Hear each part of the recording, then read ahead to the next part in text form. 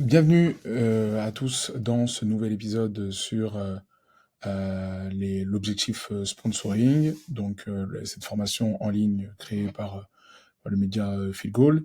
Donc le but ici dans cette formation autour du marketing sportif et du sponsoring sportif, c'est de comprendre tout ce que font et comment agissent ces différents acteurs autour du sponsoring sportif et des partenariats, de façon à donner des outils beaucoup plus clairs à ceux qui s'intéressent à ce sujet-là. Aujourd'hui, on va parler des clubs.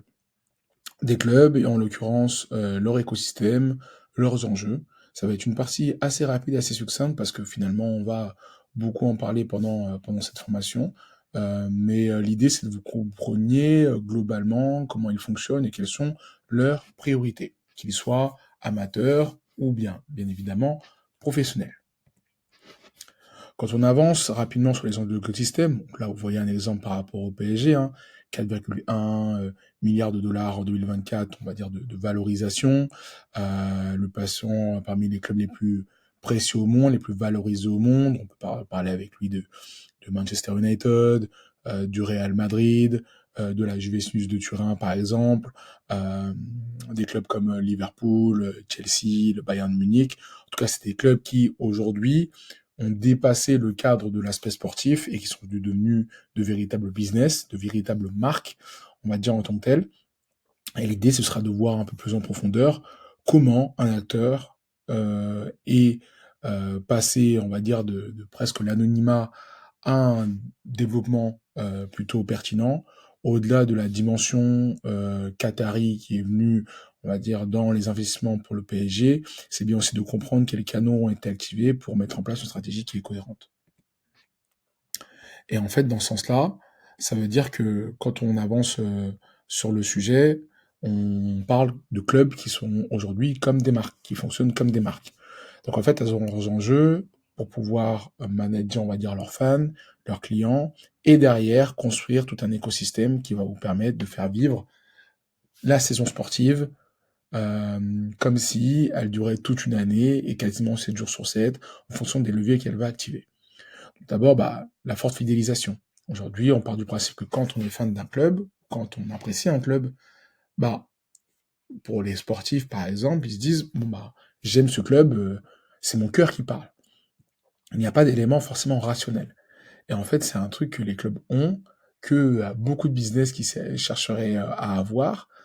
D'autres business, on va dire, essaient de construire de la confiance pour derrière avoir l'amour, si je pourrais dire, de leurs clients.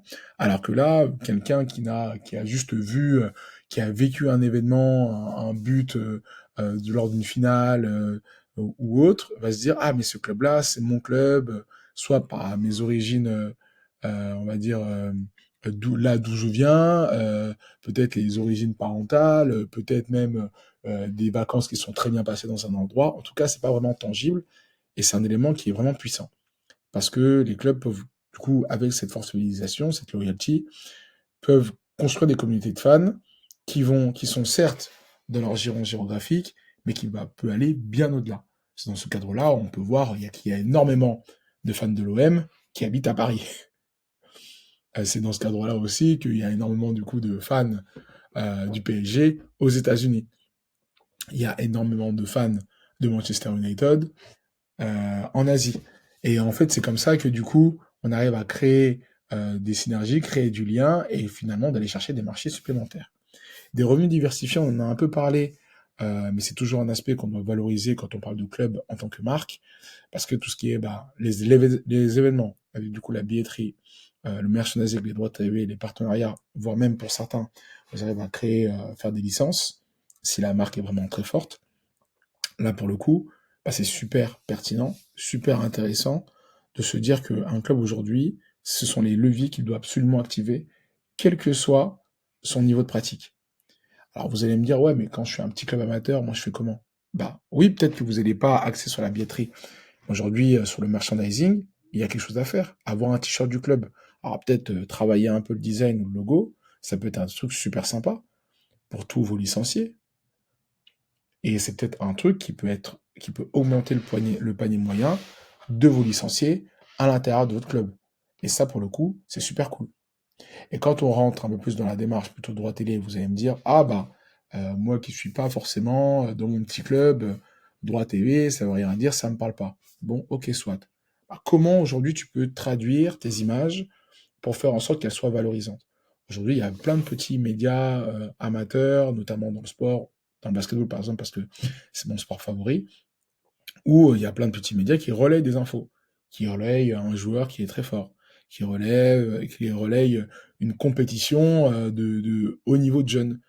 Aujourd'hui, c'est ça aussi quand on parle de droit TV, ça c'est, on parle de l'aspect professionnel, mais à l'échelon amateur, et à comment on relaye et on valorise nos propres contenus. Et sur les partenariats et les licences, on va partir sur les mêmes éléments. À chaque fois, c'est réfléchir à comment son club et par rapport à son positionnement dans son territoire, si vous avez un positionnement premium ou plus un positionnement d'un club de campagne ou autre, comment vous pouvez arriver à travers vos canaux à pouvoir développer du chiffre d'affaires par rapport à ce que vous faites. Et c'est le plus important. Parce que derrière, l'effet de halo, donc l'impact positif sur les partenariats, les partenaires associés, l'image et l'attractivité, bah, quand vous avez construit une communauté de fans et qu'il y a des revenus qui se développent sur des activités précises, bah derrière, les conséquences vont être que les gens vont avoir un avis positif sur vous. Votre écosystème va avoir un avis positif sur vous. Et en fait, du coup, bah, ça ramène du coup potentiellement d'autres partenaires. Ça amène une image plus positive dans votre territoire ou dans votre champ d'action ou par rapport à vos compétitions. Et donc, du coup, vous devenez un club qui est beaucoup plus attractif. Et ça, c'est un effet, l'effet de halo, il peut aller dans la sphère publique, comme dans la sphère privée, comme dans l'aspect B2B, comme dans l'aspect B2C. Et donc, c'est à ça que c'est un club. Et quand vous êtes dans votre club, c'est se dire à quel moment et quel levier on doit tirer pour être encore de plus en plus attractif par rapport à notre territoire. C'est ça qui va compter finalement. Les actifs intangibles. Alors, le capital de marque et la brand equity, on en reviendra un peu plus loin par rapport à la formation, pour entrer dans les aspects un peu plus techniques. Mais en tout guillemets, ce qu'on va chercher, et ça c'est plus par rapport au club sportif professionnel, c'est de comprendre comment est perçue la marque et sur quel positionnement la marque peut chercher, enfin le club peut chercher à aller pour justement valoriser encore un peu plus ses actifs. Aujourd'hui, quand on parle d'un club comme le PSG, par exemple, aujourd'hui, le PSG, ça se rapproche de ce qu'est une marque de luxe. On est dans une marque qui est premium, de par les associations qu'ils font, de par les joueurs qu'ils prennent, de par l'excellence sportive qu'a le PSG aujourd'hui. On est dans cette image-là. Quand on parle d'un club comme Liverpool, qui aujourd'hui est très coté, qui est performant, mais l'image qu'on en a, c'est une image de club qui est populaire. Et du coup, le club va chercher à avoir cet aspect-là pour gagner, pour avoir de la confiance, pour chercher à montrer qu'il est accessible, qu'il fait des actions sociales et autres. Donc il y a beaucoup de choses à pouvoir construire autour du capital de marque, de l'image de marque et de la réputation du club. Comme par exemple l'OM, c'est un peu le club, comment je pourrais dire ça? L'OM, c'est un club qui est pour le coup est clivant. C'est un club qui est clivant. Aujourd'hui, tu n'aimes ou tu n'aimes pas. Parce il y a une façon de parler, une façon de se comporter. C'est un club avec du caractère. Et donc, du coup, tout le monde ne peut pas se dire, toutes tes marques ne peuvent pas se dire, moi, je vais forcément être avec l'OM. Parce qu'il faut assumer aussi ce côté aussi passionné, etc. C'est tous ces éléments, les actifs intangibles, qui font qu'aussi, on arrive à changer la perception de la marque. Et enfin, les données CRM.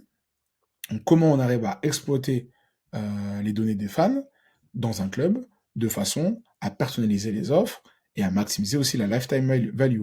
Quand on dit le lifetime value, c'est voilà, bah, combien de temps le client, l'adhérent va rester dans notre écosystème et va continuer de consommer. Et si, qui plus est, s'il consomme pendant une certaine durée, un, pendant combien de temps il va le faire, deux, combien il va mettre dans le panier moyen. Parce que c'est beaucoup plus facile de retenir une personne dans son écosystème et de lui faire consommer plus et de lui proposer des activités et qui vont correspondre à sa temporalité et du coup le valoriser, et qui va se dire, bon, je me sens satisfait dans cet écosystème-là, plutôt qu'à chaque fois vivre une mauvaise expérience et changer d'adhérent parce qu'il faut recréer une histoire, et ça devient beaucoup plus difficile. Parlons maintenant, dans les enjeux de l'écosystème des clubs, des inconvénients et des défis que rencontrent les clubs dans leur démarche. Alors tout d'abord, je pense que vous l'avez bien compris, c'est la dépendance aux performances sportives. Parce que les résultats impactent directement la valeur perçue. Et quand on veut dire ça, c'est-à-dire qu'un club qui est par exemple aujourd'hui dans le top 14, ou qui est par exemple en Ligue 1, forcément, quand bien même il aurait construit une vraie capitale de marque, son capital de marque, euh, a très bien travaillé d'une façon marketing, communication et commerciale, financièrement aussi. Puis, malheureusement, les résultats sportifs ne suivent pas et qu'il y a potentiellement une descente sportive. Forcément, économiquement, tu touches moins d'argent et ça peut t'impacter par rapport au coût que tu avais investi de base. Et ça, c'est quelque chose qui est difficile pour un club et avec lequel il doit vivre. D'où la volonté pour certains clubs de se dire, de maîtriser absolument leur budget pour être compétitif à un certain niveau et de pouvoir s'associer avec d'autres entités financières ou autres pour passer encore à un niveau supplémentaire. Aujourd'hui, il y a beaucoup de sujets, par exemple, liés à la multipropriété, et on peut être pour ou on peut être contre. En tout cas, le fait est que certains clubs, par exemple Strasbourg en Ligue 1 aujourd'hui, euh, s'est associé à des entités financières pour permettre de construire un écosystème, pour le rendre performant, parce que Mark Keller, en l'occurrence le président, a compris qu'à un moment donné, son modèle s'essoufflait. Et on peut être pour ou on peut être contre, mais en l'occurrence, quand on veut faire vivre un club à long terme, il faut prendre des décisions marquantes et stratégiques. Deuxième point, les coûts fixes élevés. Donc salaire des joueurs, infrastructure, frais de fonctionnement. Ça forcément, surtout ça concerne vraiment le sport professionnel. Dans une base où les salaires des joueurs connaissent une grosse inflation, à l'occurrence comme c'est par exemple dans le football, et que derrière, ça nécessite encore plus dans la professionnalisation des infrastructures ou des frais de fonctionnement, le niveau dans lequel on est sportif et l'écosystème qu'on aura créé autour doit nous permettre de financer toutes ces actions. Et que si, du coup, forcément, il y a des problèmes de performance sportive, le reste peut avoir des difficultés à suivre. En revanche, si un écosystème pertinent a été créé avec les fans, avec les partenaires, qui sont publics ou privés, et que le club arrive à créer une économie autour de ça, même en cas de défaillance sportive, certains coûts pourraient être absorbés. Ça ne veut pas dire que tout le monde sera gardé, parce que forcément, il faudra dégraisser peut-être sur la masse salariale des joueurs ou autres, mais en tout cas, voici un exemple concret du fonctionnement et d'un défi que peut connaître un club. Alors, la volatilité des revenus, c'est, on va dire, une conséquence de tout ça, c'est-à-dire que ça peut fluctuer, oui, d'année en année, de saison en saison, en fonction des compétitions, de la conjoncture économique, mais le but d'un club professionnel ou amateur, et notamment de ses dirigeants et gestionnaires, c'est de trouver un modèle suffisamment efficace pour avoir un revenu minimum atteint chaque année dans la stratégie, et trouver des solutions pour trouver des moyens de financement supplémentaires et augmenter la performance du club.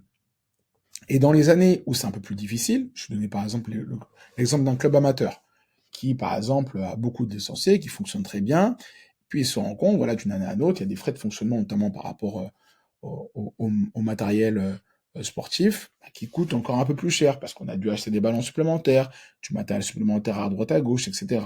Et qu'en fait, bout à bout, la facture, elle est salée. Alors ça, bien évidemment, c'est un exemple de volatilité des revenus et des dépenses qui y sont liées.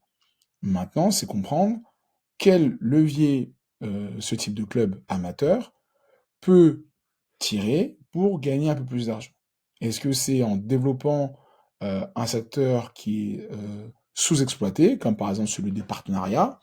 Est-ce que c'est se poser sur l'écosystème éducatif local pour voir comment elle peut potentiellement gagner des appels d'offres ou gagner des prestations dans des écoles ou dans des organismes ou autres? Et c'est comme ça que du coup on peut sortir de ça.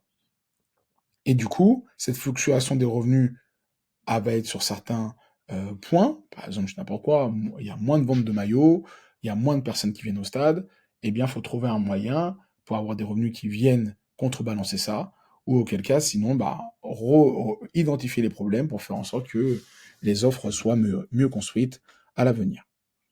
Le risque réputationnel, les scandales, le comportement qui impacte la marque, ça bien évidemment, bah, c'est quelque chose qui est tout de même important aussi, sur le volet notamment sociétal. Aujourd'hui, il y a beaucoup de sujets auxquels il faut faire attention, il faut se faire accompagner.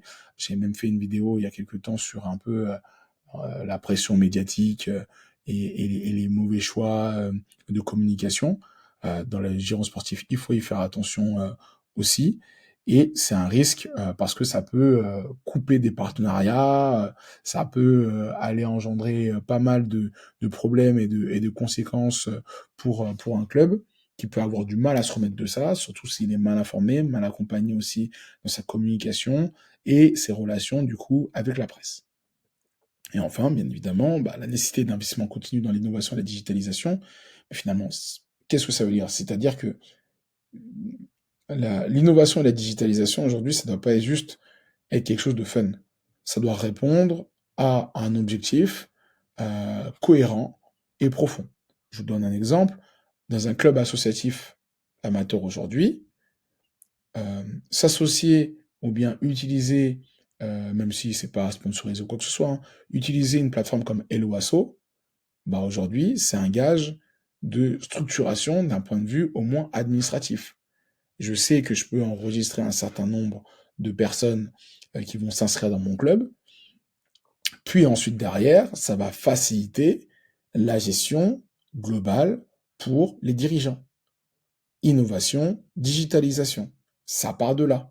En fait, c'est comment dans votre quotidien, certains éléments qui représentent des tâches qui sont très lourdes peuvent être plus simples à pouvoir gérer et plus faciles pour faciliter aussi votre quotidien.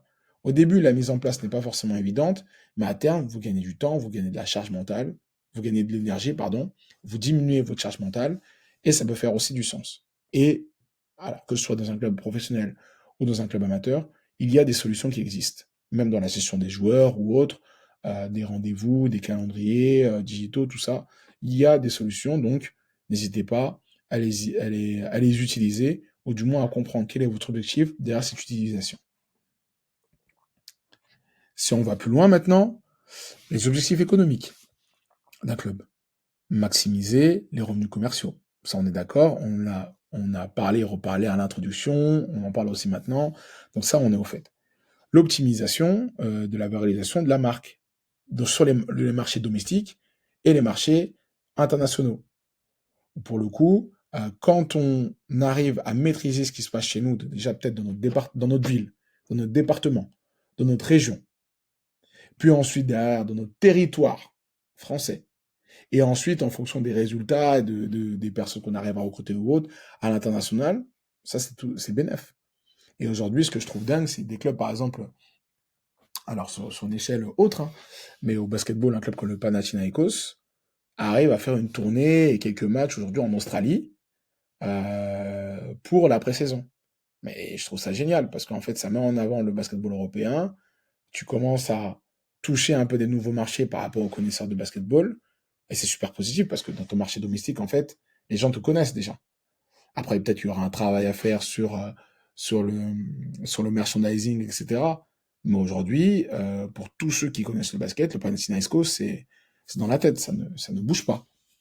Améliorer la satisfaction client pour augmenter du coup la lifetime value, réduire les dépenses aux subventions publiques et aux droits TV. Quand on dit réduire, c'est-à-dire qu'avec les difficultés qu'ont connues le sport professionnel, forcément, bah, cette manne financière qui arrivait très facilement, n'est plus présente. Donc il faut trouver des solutions pour penser autrement, pour créer ses propres canaux digitaux, qui certes ont moins de valeur qu'une chaîne qui valorise à la télé et qui vous donne 500 000, 1 million, 3 millions par an. Mais par contre, il y a fort à penser qu'en étant plus innovant dans cette partie-là et de cette partie visuelle et des contenus, il y a quand même des choses à faire pour pouvoir capitaliser sur l'image des joueurs, des coachs, du club en général.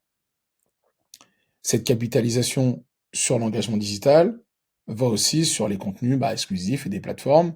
Et il y a quelques années, j'avais travaillé dans une entreprise de Sportec, où nous, notre spécialisation était sur tous les outils technologiques comme les sites web, le premium, applications mobiles ou autres. À un moment donné, il y avait un gros boom sur les applications mobiles sur les clubs sportifs. Et donc, à l'intérieur de cette application mobile, il y avait des éléments de gamification. Sur cette gamification, forcément, le fan qui va chercher à répondre à un quiz supplémentaire, regarder un contenu d'entraînement qui sort tout chaud de la matinée pour les ultra fans, ça les satisfait, c'est exclusif, c'est sympa, on a l'impression de tout connaître de la vie de notre club et d'être attaché à son équipe première. Et ça, pour le coup, d'un point de vue économique, ça fait du sens parce qu'on croit qu'on peut aller plus loin dans l'expérience et donc gagner de plus en plus de revenus. L'exemple qui est typique et qui est très bon, je trouve, donc c'est celui un des followers. Je vous montrais par exemple le PSG ici qui a fait quasiment plus de x10 dans les followers par rapport à sa stratégie certes digitale, mais aussi à son recrutement, qui était porté sur l'internationalisation pendant plusieurs années, et qui du coup c'est toujours le cas, et un chiffre qui du coup continue d'augmenter, surtout avec la victoire en Ligue des Champions. Et donc c'est un premier élément par rapport à savoir comment construire et faire grandir sa communauté. Et l'autre aspect, c'est l'exemple des ventes. Parce que le merchandising, selon une étude que j'ai trouvée là de Deloitte, le merchandising représente 15 à 20% des revenus totaux pour les clubs du top 5 européen. Et donc c'est comment aussi, d'un point de vue textile, design, on va pouvoir créer des maillots qui seront toujours innovants, sympas à mettre ou autres. Et du coup, ça, c'est un vrai enjeu aussi. Alors là, on parle surtout des clubs de football, pour le coup, qui sont très en avance sur ces aspects-là, contrairement à d'autres sports comme aujourd'hui le handball. Le basket s'en sort très bien là-dessus, notamment via la NBA. Le merchandising, aujourd'hui, c'est un vrai sujet.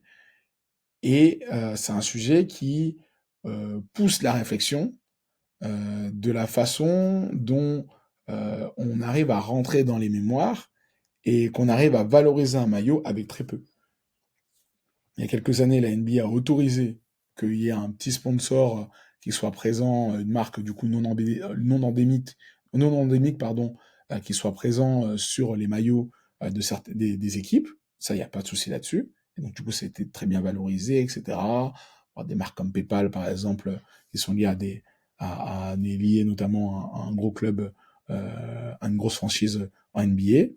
Mais dans le foot, c'est la même chose. Real Madrid, PSG, Barcelone ou autre, on a envie d'avoir le maillot. Ça parle. En NBA, c'est pareil. Et aujourd'hui, il y a d'autres sports, et je suis persuadé qu'à terme, peut-être, le basket français y arrivera. C'est de trouver des maillots collector, des signes qui font que, là, quand je porte le merch, là, c'est cool. Ce merch-là, j'ai envie de le porter ailleurs. Et c'est vrai que la difficulté, quand on se rend compte par rapport au basketball, par exemple, quand tu prends un maillot et en fait il est bling bling bling bling, c'est une guirlande de Noël, c'est moins fun peut-être à mettre dehors, ou du moins un peu comme un puriste. Et je pense qu'il y a des moyens de faire un peu des choses un peu sympas, des collabs ou autres, ou du moins faire en sorte de valoriser un produit de façon à ce qu'il soit cool à porter tout simplement. C'était le point par rapport au club aujourd'hui et à l'enjeu de l'écosystème. Sur le prochain épisode, on parlera des ligues. À très vite. Salut.